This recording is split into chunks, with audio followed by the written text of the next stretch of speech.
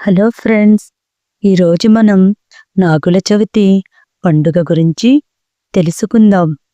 నాగుల చవితి పురాణాల ప్రకారం నాగులు అంటే పాములు మాత్రమే కాదు, దైవస్వరూపాలు. వీరు భూమిలోని నీటి శక్తిని, పంటలను, సంతానాన్ని కాపాడే దేవతలు అని విశ్వసిస్తారు. అందుకే నాగులను పూజించడం మన సంస్కృతిలో చాలా ప్రాచీనమైన ఆచారం. ముందుగా నాగుల ఆవిర్భావం గురించి ఇప్పుడు తెలుసుకుందాం. పురాతన కాలంలో మహర్షి కశ్యపుడు అనే ఋషికి 2 భార్యలు ఉండేవారు, కద్రు మరియు వినత. కద్రు అనేక మంది బలమైన సంతానం కావాలని కోరగా, వినత కొద్దిమంది కానీ శక్తివంతమైన పిల్లలు కావాలని కోరింది. కశ్యపుడు వారికి వరమిచ్చాడు. కద్రు 1000 పాములను ప్రసవించింది. వినతకు గరుడడు జన్మించాడు. ఒకసారి కద్రు మోసంతో వినతను ఓడించి ఆమెను దాసిగా మార్చింది.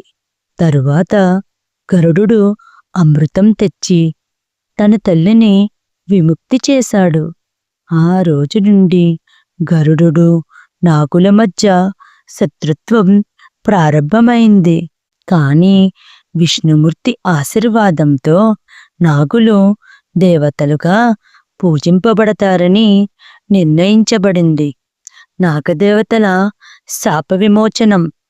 ఒకసారి భూమి మీద ఉన్న ప్రజలు పాములను చంపుతూ ఆనందం పొందేవారు. అప్పుడు నాగరాజు తక్షకుడు, వాసుకి, శేషుడు, పద్ముడు, కర్కోటకుడు మొదలైన నాగులు కోపంతో దేవతల వద్దకు వెళ్ళి ఇలా అన్నారు: మనలను పూజించాల్సిన వారు మనల్ని చంపుతున్నారు. మేము వారిని శిక్షిస్తాం. దీనివల్ల చాలా ప్రాంతాల్లో సర్పదోషాలు, సంతాన సమస్యలు, ఆర్థిక ఇబ్బందులు వచ్చాయి. ఆపదలో ఉన్న ప్రజలు శ్రీ మహావిష్ణువుని ప్రార్థించారు.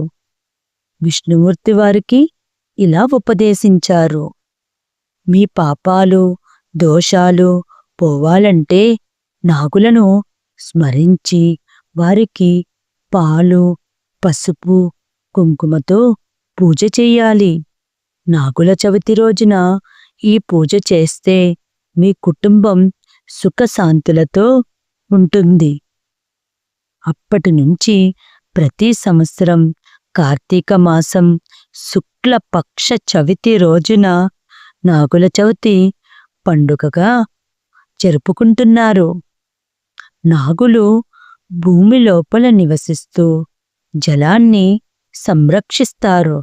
అందుకే వారికి పాలు సమర్పించడం జలశుద్ధి సూచకం. స్త్రీలు నాగుల చవితి రోజున ఉపవాసం ఉండి పాలు, పసుపు, కుంకుమ, అక్షింతలతో పుట్టలను పూజిస్తారు.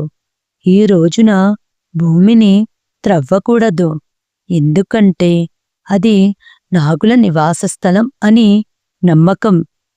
ఈ పూజ ద్వారా సర్పదోషం తొలగి సంతానం కలగడం, ఆరోగ్యం, ఐశ్వర్యం కలగడం జరుగుతుందని విశ్వాసం. నాగుల చవితి పండుగ మనం ప్రకృతిని, నీటిని, జీవరాశులను గౌరవిస్తూ జరుపుకునే పవిత్రమైన ఆచారం. నాగదేవతల పూజ మన జీవనంలో శాంతి, సౌభాగ్యం, రక్షణను కలిగిస్తుంది. ఈ కథ మీకు నచ్చినట్లయితే లైక్ చేయండి. ఇలాంటి మరికొన్ని కథల కోసం నా ఛానల్ని సబ్స్క్రైబ్ చేసుకోండి ఫ్రెండ్స్. Thank you.